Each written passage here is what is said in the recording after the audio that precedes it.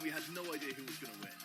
Yeah, absolutely. Just back and forth, which is kind of odd considering, as I mentioned midway through that game, you have peak level 11 team fighting from the side of FPX. Rumble, level 2 equalizer, MF, level 2 bullet time, Rakan with access to his ult. Just so many engage opportunities for these early to mid game champs, and credit to JDG for dragging it out as long as they did, but also credit to FPX for overcoming a comp that for all intents and purposes should have smashed them past the 25-minute mark. All right, we're into game number 2. Pick a ban. FPX still over on the blue side. They've again gone off to the jungle pretty hard with their bans. Olaf and Elise, as well as Zoe hitting the bench. It's looking like it's pretty much the same thing from JDG as well. I mean, with the last game being so close, I wonder if we might see a lot of the same stuff coming out. Yeah, so with Rek'Sai banned out, again, as I mentioned, it's Lee Sin all the way down for Tian, probably. Yeah, but these, literally, you've banned out the 3 junglers that can duel him early. Kindred was the pocket pick into it from Kanavi last time, and it does have an okay matchup, as long as you actively avoid him for the early game, and then, you know, kind of pick your fights as you please. Giving away the 2 super highest priority picks is kind of odd again, though, because Aphelios, of course, really solid bot laner, and if you pick something to beat him, you have to hold that champion's hand in the bottom lane. And Ornn, the premium weak side top laner, is just dumb to give away, because this is a team that is, of course, going to leave their top laner on weak side, because he's a substitute. This is his first series in, like, the LPL. They're not going to play around him. Stop giving him the best champion for his playstyle. Passion's running hot here at the unofficial English broadcast, as it will be Aatrox getting picked up second by FunPlus Phoenix. Yeah, I mean, I do agree. You know, Gimgoon looked pretty good in the early going, but later on, 705 was able to come alive. Are we literally going to be seeing exactly the same game again? I mean, I'd be happy to see the Rumble again. Maybe less thrilled about the Heal and Conqueror combo, but let's see how that pans out. Of course, we do have the option of taking the Braum here from JDG, as they did before. Countered out the MF pretty damn reliably. And of course, you can then just target out the range support pool that we have seen as an answer to that. I mean, it makes all the sense in the world. But wait, no, this time it's going to be Kanavi getting prioritized. That Kindred used before, so presumably the Braum is going to be hitting the bans from FPX as we get into ban phase 2. Yeah, banning out the Braum could be interesting. The thing about both these AD carries that I really do like is that they're both, you know, not so great with Tahm Kench. So that means no Tahm Kench, which is always a victory for me personally. Just that champion is against my values. But anyway, Nautilus hitting the bench, Braum probably swiftly going to follow, Leona going to skyrocket in terms of priority, and she will have a really good matchup into Rakan, who is the other priority engage support for both of these heavy hitters in the bot lane. Yeah, we know that both the supports just love to get fights started if and where they can. So Karma has been banned. Will we see the Braum taken away as Silas is the choice from JDG? One more to go from FunPlus. Right, my main concern with taking the Braum here is that you can counterpick it with some of the scarier range supports we saw hit the bench previously. If Leona is locked in, it does lose to Braum. It does win out against most other melees though, so it could be an intriguing series of events here.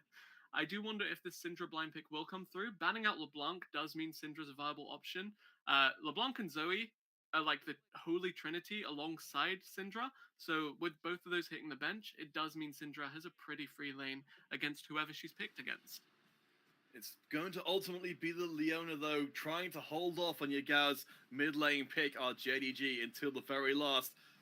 So FPX, they need to complete their team lineup now. Will they go for that Braum, as you mentioned, or perhaps something else to negate, or maybe even try and match that engaged power in the bottom lane? Yeah, thinking about it, you could have... Well, we saw a Nami hover, because, hey, there's some disengage, but, yeah, I'm not entirely sold on it, and, yeah, there is my... Well, I wouldn't say favorite support, but I'm pretty happy to see it, and you see LWX immediately swap to Cleanse, because A, Leona, pretty damn scary, and B, good luck convincing your Blitzcrank to stay in lane with you past about 3 minutes into the game. Yes, okay, that's my favorite champion again, so I'm pretty happy unless he takes Heal and Conqueror again. Unfortunately, judging by the summoners he's currently sat on, that may very well be the case. All right, so we know from FPX the big adjustment there is going from the engage of the Rakan to the less reliable but perhaps more spectacular Blitzcrank as coming back in. We have got the Mordekaiser taking to the field. That's why JDG were trying to hold off on that pick for so long. Actually, Mordekaiser has been Zoom's best pick so far this season when he was playing, of course. And I was going to say, JDG yet to lose a game on the Mordekaiser. And then I realized JDG yet to lose a game until 20 minutes ago. So, yeah. Yeah, they were the only unbeaten team in the entire league, which is quite a thing to hold on to. But still, if they can make it through this series, if they can turn things around here, while they may have lost their first game, the series is still very much up in contention. Counterfeit. I realize now that the Mordekaiser lock-in means that it's on mid. Yes, it does. How do you feel about that, Ibris, into that rumble? It's nice, actually. It's very good, and you can just hold your own there, deny some of that kill pressure that Rumble tends to exert on the squishier mid laners past level 3, level 4, and it does, just kind of rival the wave clear as well. Ornn really does do well into pretty much every melee, especially if he can, pump out those brittle stacks as soon as they're on. And I'm really intrigued to see how this 2v2 in particular starts to be influenced past the level 6 mark. I think the big concern for me here, though, is with having Ornn in that mid lane, 705 was able to survive and thrive as the substitute top laner, with that Ornn eventually becoming relevant after struggling against Gimgoon early. Is the Mordekaiser going to be able to do the same thing? So they're essentially very, very similar in that regard. Actually, I remember when Mordekaiser was first reworked, and I was like, oh, he's basically an AD Aatrox. That was my note, was that you leave him in isolation, he scales into a team fight or split push threat, depending on how you want to play it out. And yeah, I'd say this is trusting in their substitute top laner pretty significantly heading into this for JDG, as we are about to head into the Rift for Game 2 here, Counterfeit. All right, one more chance for JDG to hold on to that unbeaten record. They may have lost the first game, but the series still very much up for grabs. JDG, massive underdog against the reigning world champions. Let's see what happens now, as JDG were the ones to invade last time round. This time, FunPlus, they're on their own with the Blitzcrank. JDG staying one step ahead of them for now. Will we see the blind hook? No, FPX, they haven't sensed that JDG are just nearby. Level 1 Blitzcrank invade. There are pings on the bush where JDG were waiting. Here we go, that's the hook. Lands onto 705, gets away for now. Chris diving into the team. TN trying to get this work done at level 1. Takes the ignite, walks away. FPX's health bar starting to look a little bit unhealthy as Gimgoon has to flash away. LWX, where do you go? The blast cone brings you back into range. Flash forward, and it's first blood again for JDG. This time at 1 minute and 30. How do you get routed up there by the MF? Flash upwards into the enemy jungle at level 1. Okay, yeah, sure, why not? So, thing with Blitzcrank and Rumble is that their single point abilities of both of them taking Q at level 1 are really, really insanely threatening in certain scenarios. So if you land that hook, beautiful. If you land the Q onto everyone, beautiful. The thing with Leona is that while her Q isn't necessarily as devastating as a hook into your entire team, it's up a lot more. Shield of Daybreak, stun, stun, stun, stun, stun. And JDG, while not necessarily as immediately impactful, definitely win out on the prolonged trades at level 1.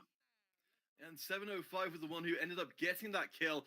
The player which we had our worries about in the top lane up against Gimgoon has invested that into an early cloth armor, so be able to do a lot better in this laning phase than they would have been able to otherwise. Cowardly Mordekaiser start here. Where is your Doran's ring? Where is everything else? But no, that's absolutely fine, honestly. Usually I like to see people rush out the boots against Aatrox, just because, especially if you play Rumble, as I do, it makes trading against him a lot easier, because you can just run to the side of the chains once you have enough movement speed. You can just get out of those chains immediately from the Aatrox W. But the cloth armor just going to be super, super conservative, and that should allow 705 just to sustain A, in the 1v1, and B, if Tian does decide to visit the top lane in the near foreseeable future. We saw Tian being a big part of FunPlus Phoenix managing to get going early, though did drop off as the game went on. Kanavi, has seemingly got a vertical jungling setup once again, so might be able to start building up those Kindred stacks. I think last time round for most of the game, only just managed to get up to 4 stacks. Really wasn't able to get going early. I think has grabbed a scuttler, so at least has gotten started with that first stack. Speaking of Kanavi, actually, he's very much facilitated by the rest of his team right now. They're drafting around him, they're playing around him. And we've got the play onto Doiby in the mid lane with Kanavi helping out. Tian is there. Are they going to go for the kill? Flash on the tower. Kanavi only takes a single shot. Tian is there with Chris. Gets the hook onto Yagao. Counter engaged. Doiby is so low. That flame spit is not quite reaching. Double knockup comes through. And JDG pick up kill number 2. We've got LWX coming in from the side, and the FPX is too late to the fight. Yagao is low, does manage to get the hit onto Tian, but I think gives them their life. Engage onto them, but unfortunately LWX has got too much damage. Kanavi's trying to save it. Loken? Flash in for Loken. Can they get the last bit of damage? No, denied by a thread. The itemless flash forward from the Aphelios. It felt like he landed like 8 auto attacks in the span of 2 seconds, and they all did like 10 damage each. That was depressing, but kind of cool to watch regardless. And yeah, really, really good rotation from FPX there. They brought their resources mid slightly sooner than JDG, and even if the Leona got there faster than the Blitzcrank, there wasn't too much she could offer without diving under that tower. Really good play from FPX, and just to touch on my point that I was making leading into that play, JDG putting all their eggs in the Kanavi basket. Live and die by this Kindred. You've, like, Yagao is the best LeBlanc in the LPL, by the way.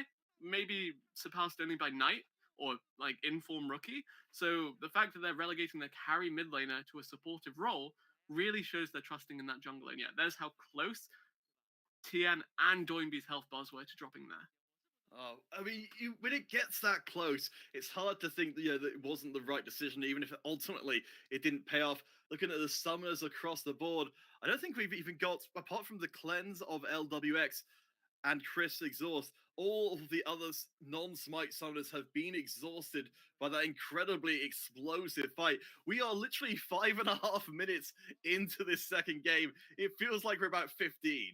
The troubling thing for me is that of all the places to gank, Kanavi chooses mid, where A, the Ornn was low on mana, and B, that is the only lane on FPX that still had a flash remaining after the level 1 shenanigans.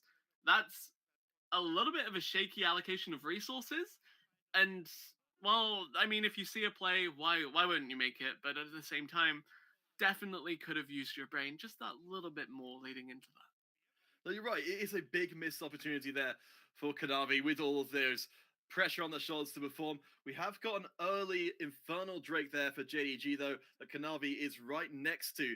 Tian is nearby, but it looks like JDG are trying to put down some pressure bottom lane to give Kanavi more room to work with. Yeah, Kanavi actually going to have the onus on this first Drake, like you saw with him previously, as Lumao's just doing his thing, zoning out people. Leona does historically have a solid matchup into Blitz, as we do have the Ornn. The Forge God comes out crisp, will just avoid, as the escape is good from FunPlus. FPX, a turn from the Infernal Drake. Now we've got Doinby thinking about making their way down. Of course, they've again not got that TP, but this time Yagao doesn't either. League of missed skill shots, but wait for Lumao to hit a highlight reel worthy Zenith Blade soon. Doinby still not running teleport on the Rumble, but he got a decent enough reset. This time around, not opting for the tier 2 boots rush, which does suggest that he's just going to play out the lane, maybe walk to the neutral objectives with his equalizer every now and again, but otherwise, definitely less of a super roam-centric playstyle, rather just playing the skirmishes around the immediate area in that middle lane. There you go, with that Unsealed Spellbook sitting on the Ignite for the time being, but won't need the TP, as it's going to be building up. There we go, the Catalyst coming in.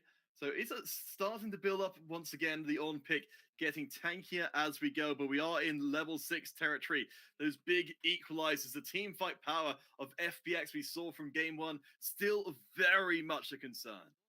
It's kind of cool, actually, because Ornn and, like, Taric and maybe 1 or 2 other meta tanks that you occasionally see are the only champions that build Catalysts in the current meta, and then they rush it and then sit on it, because it just gives you so much sustain, and the more you can just sit in that mid lane, the more pressure you're naturally exerting onto an opponent that doesn't have TP. Yagao goes in hard against Tian, drops down the Ignite, but that will be the Infernal Drake across to FPX. Drake's aside, the gold has remained extremely even between the two, despite everything that's happened in the early opening minutes. That was just weird, actually, because JDG had full control of the Drake area, and then we're like, oh, no, we're cool. We don't really want this anymore. And then just ceded control of that area completely. FPX swooped in with that window of opportunity, a decisive call. And by the time JDG were like, maybe we should reconsider having given them full control of this area back, Drake is gone. Tien's out of the pit. It's a little bit unlucky, if you ask me. Well, I mean, this is something that came up in the previous game, wasn't it? That the JDG gave up Drake's in exchange for vision around Baron, which ultimately didn't turn into too much of anything. It does seem like that's maybe a bit of their decision-making process that needs to be looked at if we do get to see a game number 3. Is just making sure you're at the objectives at the right time with such small windows afforded by FPX. Definitely could very well see another Ocean Rift as well, which would lend a lot of credence towards this teamfight-centric comp of FPX. Rather than running the Rakan here for the insane engages, though, they've got the Blitz to just try and facilitate some picks. Pretty cool interaction later that you might see is the Blitz hooking the Kindred out of her own ult, which would be pretty interesting indeed. Yeah, Lumao now lingering around the mid lane as he has tended to do so far this series. Need to see the CC chain come through from this mid support duo. And even if they did, we've got Tian and we've also got the roaming Crisp, of course, dancing around the place looking for the play. Of course, both supports of the boots of mobility as Doinby. Do you remember this from the previous game? As they will find themselves the danger bush. As Tian be able to hop away. There's the combo, forcing out the flash. Nice job there from JDG, even without a Drake left to take. Fairly beautiful solo flare, yeah, would have tagged with the stun had it been able to connect. Forcing the flash from Lee Sin means no more playmaking for you for the next 5 minutes. Well, still some playmaking, but let's be real, not as impressive. Speaking of playmaking, here's the 1v1 attempted from JDG's top laner substitute. Look at this 1v1, isn't even close. 7:05, that early Cloth Fest being turned into the arm guard. Gimgoon just did nothing to them. All right, you remember how we said that Gimgoon was not the carry top laner of FPX? Well, you're seeing probably why. Gets mechanically outplayed 1v1. Speaking of mechanical outplays, Hook! Re-engage coming back in from JDG. They want this fight. Equalizer comes down. There's a combo with the bullet time. Kanavi is down very low. Here comes the Lounge of Spite. There's a knock-up trying to get them out of the Lounge of Spite.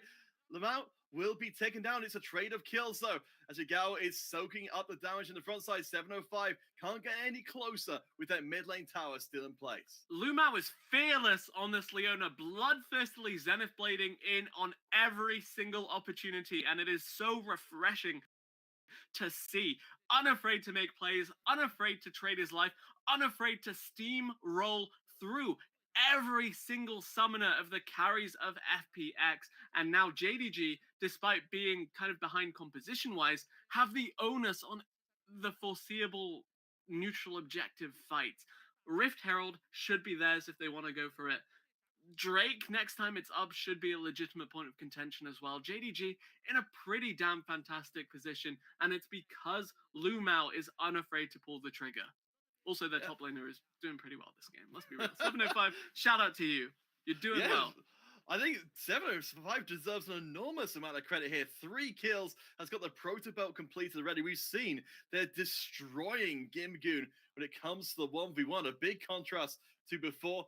And Loken down the bottom side. When you talk about before when we saw the Rift Herald taking 2 plates, Loken was able to stay down in the bottom lane and get 2 plates by themselves. Yeah, you can't actually count out Aatrox, though, as my main reservation for the side of JDG, because FPX are still going to legitimately scale into these teamfight-centric split push if they want to. That kind of, they have a lot of flexibility in the depth of their composition, and that is, something that JDG definitely have to be conscious of should this game continue to spiral onwards. So we've got another reason, as before in game number 1, JDG. There's another major objective coming up the mountain, Drake, that could push them into the situation as Chris almost gets the across the wall hook. That could have been an almost guaranteed second Drake for FPX. As Yagao says, if you can't catch me, I'll just bring myself. Comes in with a double solar flare hit, and LWX gets blown to pieces. JDG turn the play and get the kill. That was beautiful highlight reel worthy engage from Lumao there. Exactly what we said JDG needed. Finding the MF yet again, cleanseless on that marksman, meaning she was just lined up to be picked up and knocked back down. Once the Ornn and Leona on top of you, really difficult to shake that as, well, Mountain Drake shakes off the rest of JDG for a little bit. And, oh, it's not going to be the Ocean Drake this time around. Cloud Rift actually going to start to materialize, and we mentioned how influential the ults were on FPX's comp last time.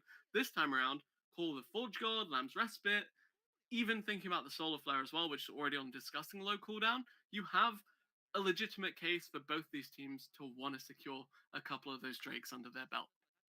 So JDG ahead by 1,500 gold. Sorry, 2,500 gold right now. Ahead with the 2 kills. We still don't have any towers officially put down as we've crossed the 40-minute mark. That Rift Herald still sitting there ready for the taking.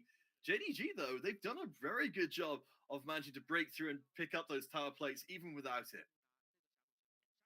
Yeah, honestly, genuinely thinking about it, it's a small victory when you play against an early to mid-game composition, and you don't really need the Herald as long as you're denying them avenues towards taking it. And part of that is A, because Yagao is almost always pushing in mid, and B, because 705 is actually pressuring out Gimgoon pretty damn hard.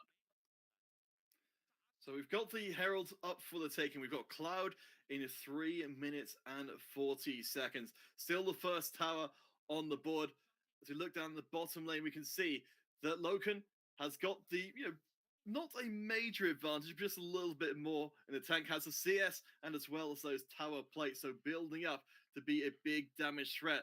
Last time round, it took them a while, but at least accelerating things now as we're in minute 15. Good communication that the Lee Sin is probably playing through bot side, so it does open up an avenue towards this Herald for the side of JDG. Speaking of the Herald and the push it will make, though, I do want to point out that JDG have the superior siege, largely because 4 melees on the side of FPX, while the Kindred does go a long way to compensating for the fact that otherwise it's just the Aphelios hitting towers for the side of JDG. Yeah, that secondary AD carry working very nicely as the Herald is picked up. So where is it going to go? Certainly down the bottom side. FPX would love to be able to get that first tower gold. They're committing in big to try and make it happen. Tien, we can see, has already built their way up, but it doesn't look like the Heralds are going to even be needed. It's a race for the first tower gold. Who's going to get it? I think maybe by a hair FPX grabbed it, but the second tower is going to be threatened now as well. FPX did grab it thanks to the demolish from Blitzcrank, that hotly contested, insane support champion. I really do miss him, by the way. I did miss him. He's meta now. He's cool.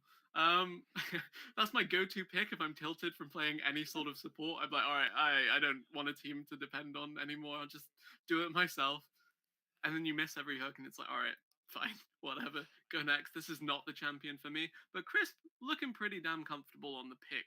Speaking of comfortable right now, you do have 705 continuing to spiral, continuing to snowball, continuing to ramp up in terms of relevancy on that Mordekaiser in the 1v1. And once he decides to join these fights, anytime the MF lines up a perfect bullet time, she has to be really conscious of just getting death round and taking out the fight entirely.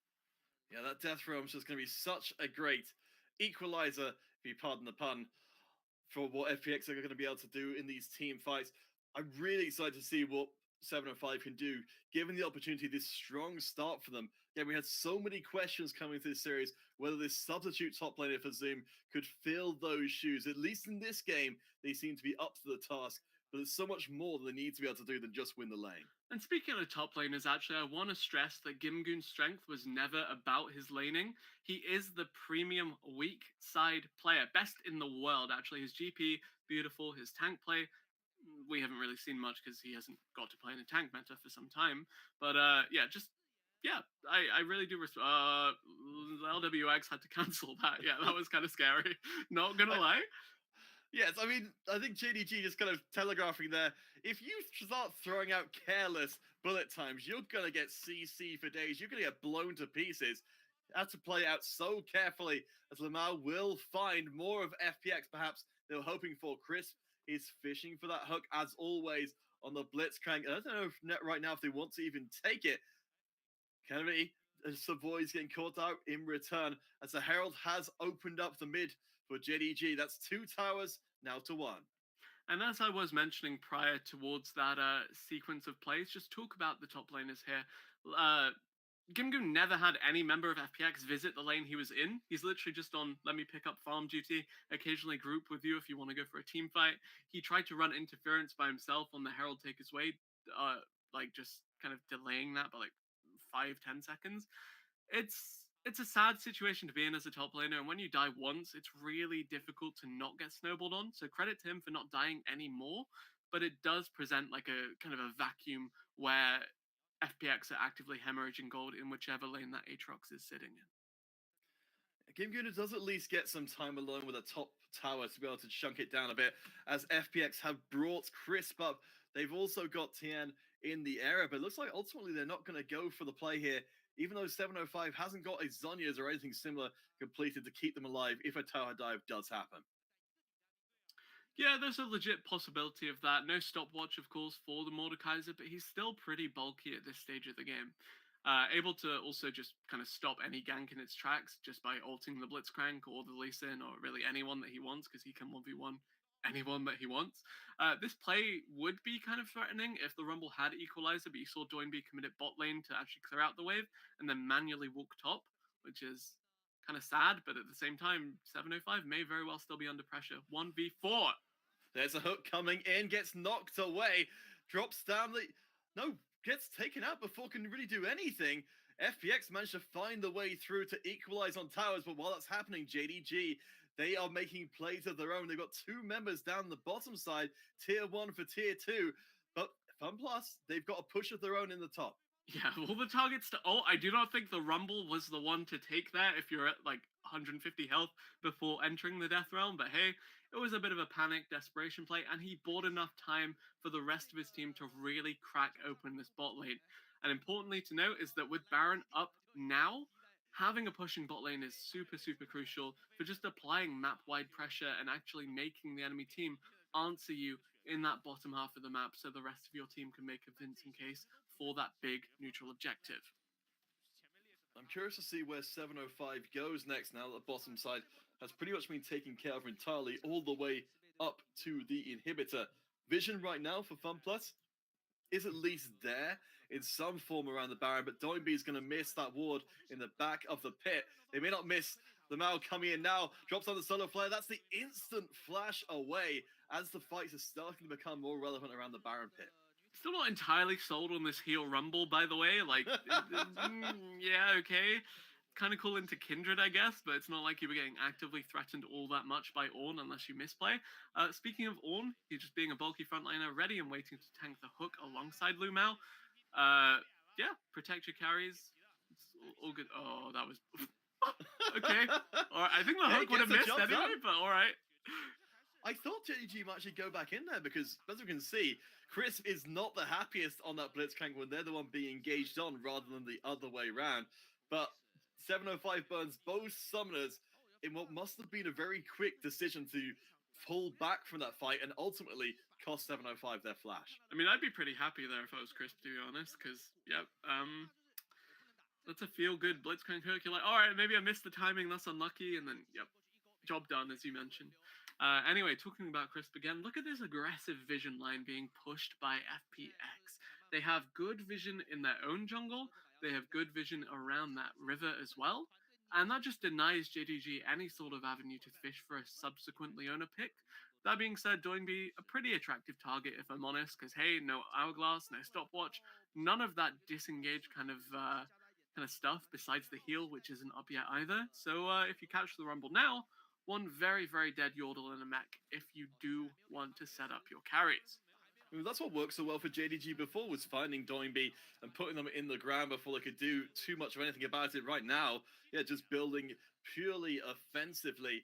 We'll see if that ends up changing later on. Of course, with the Cloud Drake up on the field, we have to watch out for these movements through the jungle. Going to be very, very quick for FPX to get onto the Baron if they do suspect some sort of shenanigans, which is exactly what's happening right now. Something I love, by the way, even though I do miss the Forge Fire Cape, The Frozen Fist just having a lot of damage for the Ornn in terms of magic damage, combined with the Maud, does mean that the Aphelios and Kindred double carry threat do a lot of near true damage with their attacks. Look at this fight though. Gonna get caught out. That is a solo flare just for one, ulting away from the fight. JDG have burned a lot of resources. Yagao backing off for the time being. No, goes in, gets a knock up. There's the execute. Doinby gets pulled back in. 705 diving into the team. For the time keeps away JDG for the time being, but they've got the numbers advantage. They didn't get the Baron, but we've got a second Cloud Drake coming up mere moments away. Oh man, we held the Aphelios ult there. No Luna Rush ready. Well, Luna Rush is Diana, sorry. Yeah, no Aphelios ult there to clean up that fight, even though FPX were fairly clumped, so just very respectful play, to be honest. No crazy re-engage from the side of JDG, but they take their fight when they take the next Drake in line as well, pushing it nearly to soul point if they do want to. And FPX, it's a little shaky from here on out for you. Yeah, I mean, you're right. Loken has been pretty stingy with those Moonlight Vigils, but with the Cloud Drake stacking up, it's certainly going to have a lot more access to them as they are starting to build up gold-wise. You can see ahead on CS has the gold bounty because of what they've been doing so far. It's honestly amazing that Loken hasn't even got an assist as of yet, though. I mean, I'm also talking about JDG's mixed damage portfolio with the Ornn plus the Maud dishing out significant magic damage. But if you look at Doinby right now, he's got his Void Staff second item completed. He's dealing near true damage on Rumble. And if you're thinking, oh, maybe you should have gone for some more AP, that kind of thing, think about the fact that Rumble, actually, he just has insane, like, not scaling, but base damage, plus the fact that his abilities are all about Magic Pen, Magic Pen, Magic Pen. He's dealing a solid amount. If you can see Loken, who, by the way, doesn't have a cleanse of his own, inside an Equalizer, though I don't know how you would do it because they actually don't have all that much CC besides a Blitz Hook, that is one very dead Aphelios if the Rumble does get on top of him. I'm still not entirely sold on this heal, by the way. Like, every time I look at it, it distracts me, and like midpoint, and my eyes wander towards the mid lane of FPX, and I'm like, heal Conqueror, and yeah, okay. We'll absolutely have to have words with Doinby at some point. Yeah, you can express these emotions next time we're in town.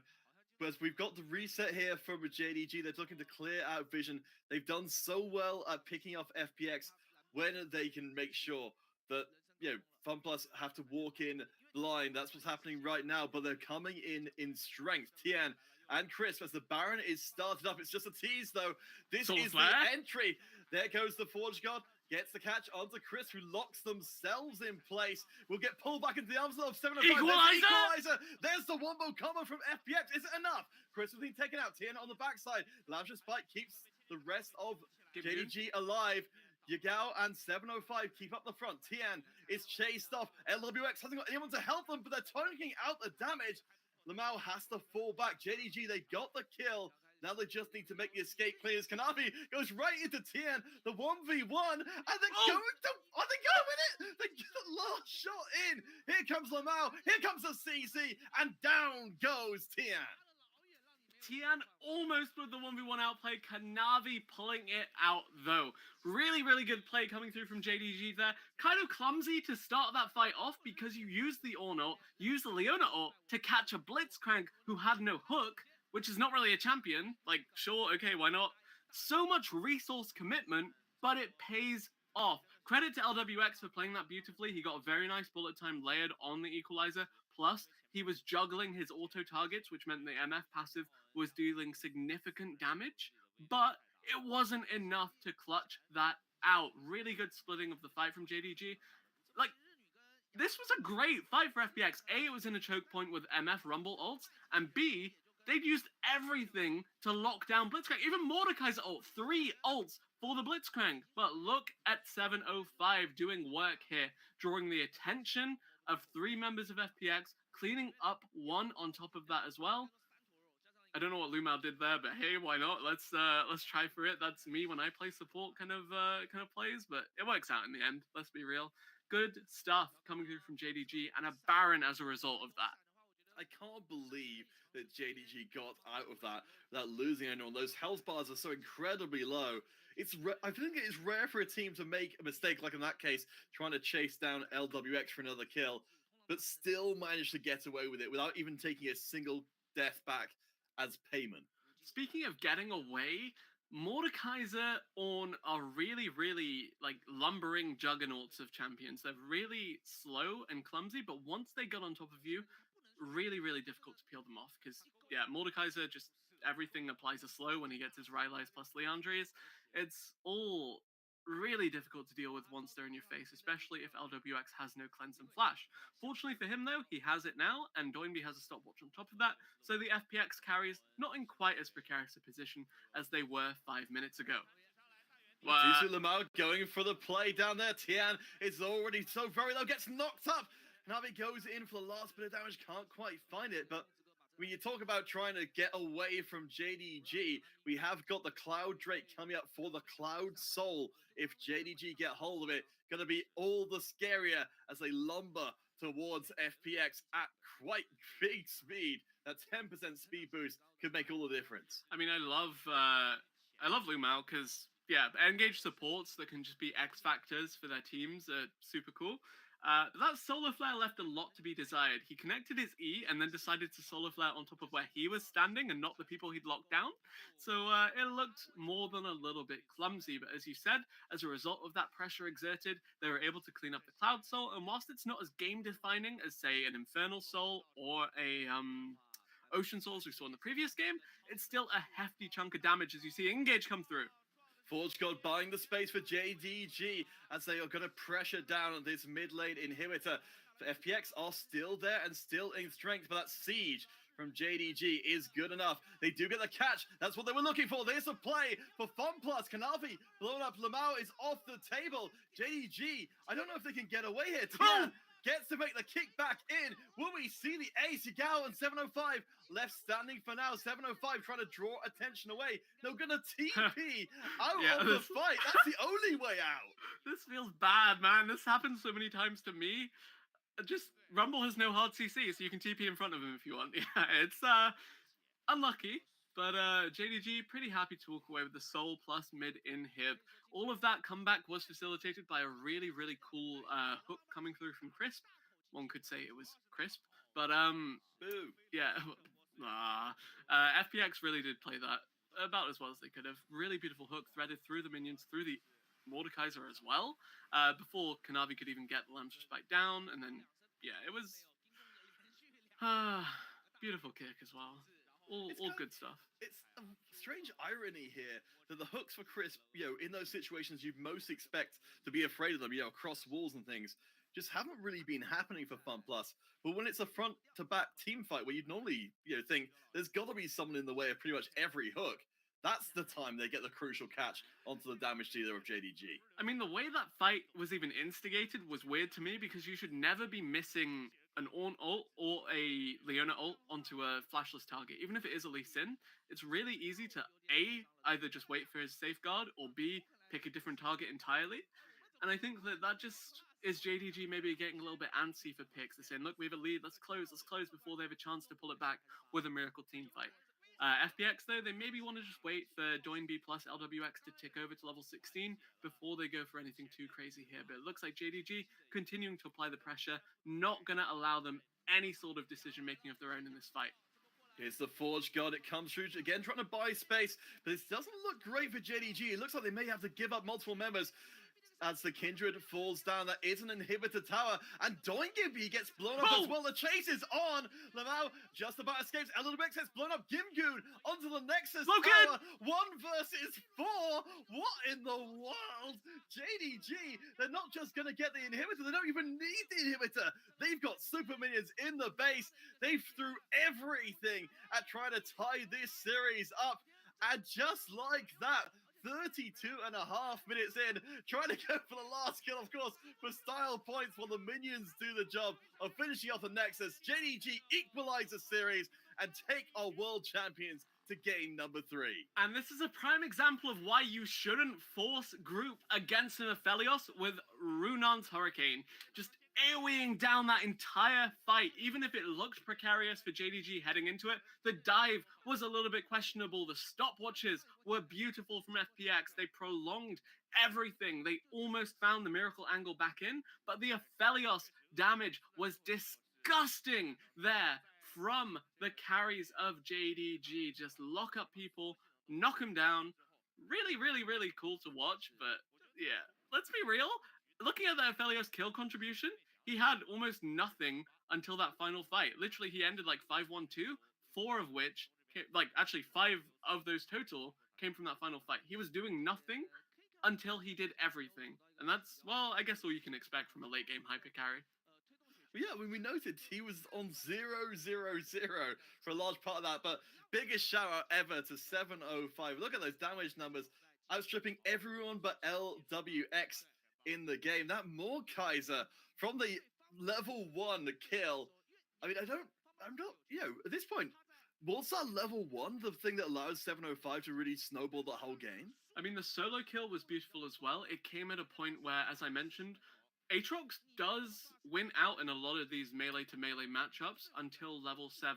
That's where the sustain / pseudo poke that he provides actually starts to get hampered by A, a first recall's worth of items, and B, other top laners actually scaling into formidable forces. Let's just take a look at what happened to really set this game off in favor of JDG. Actually, no, I think FPX came out ahead of this, but they had rapidly blinking health bars. Like, actually, this was so close. And look, 8 auto attacks from Loken, all dealing like 10 damage each. Feels bad.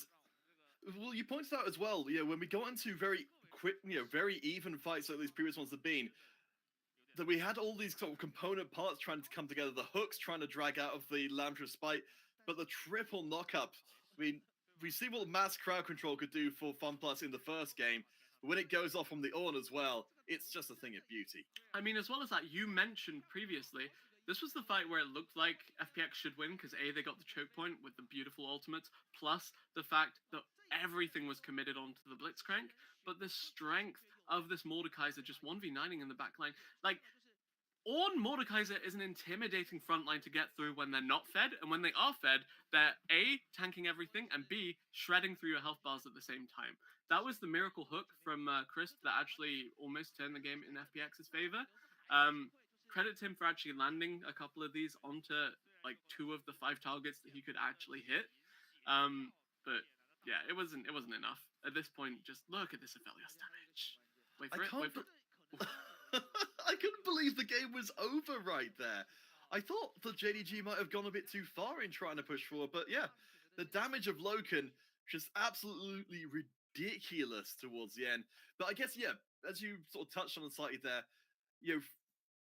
as we're going into game number 3, the one that will decide if JDG hold on to that unbeaten record, and what a way to do so if they took down the world champions on their way there. It silences all criticism of them of having an easy ride through the season so far, if they can put this third game away. But will FPX continue their unwinning record is the thing. Honestly, heading into game 3, my main takeaway is A, will we see first pick Lee Sin again?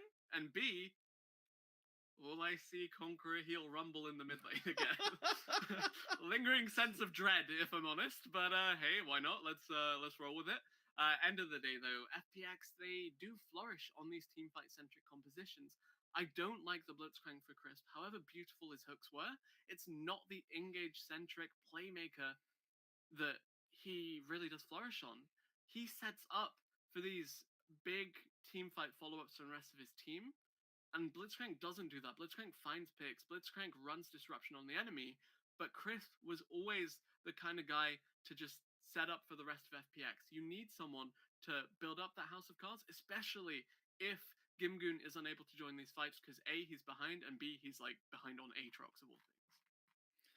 You're right, it feels like much more of a pick, on over the other side of things, where, for JDG, they had the potential to make those picks and stop those team fights from coming together, which works so well for FunPlus Phoenix. But guys, we need to go to a quick break because we've got game number 3 coming up, the decider between FunPlus Phoenix and JDG. I mean, I just can't believe we're at this point, but JDG have been playing amazingly. 705 on Substitute has had an incredible game. We'll find out what happens, and if we get to see the crisp of old in game number 3, we'll be back as soon as possible, so don't go anywhere, and we'll see you soon.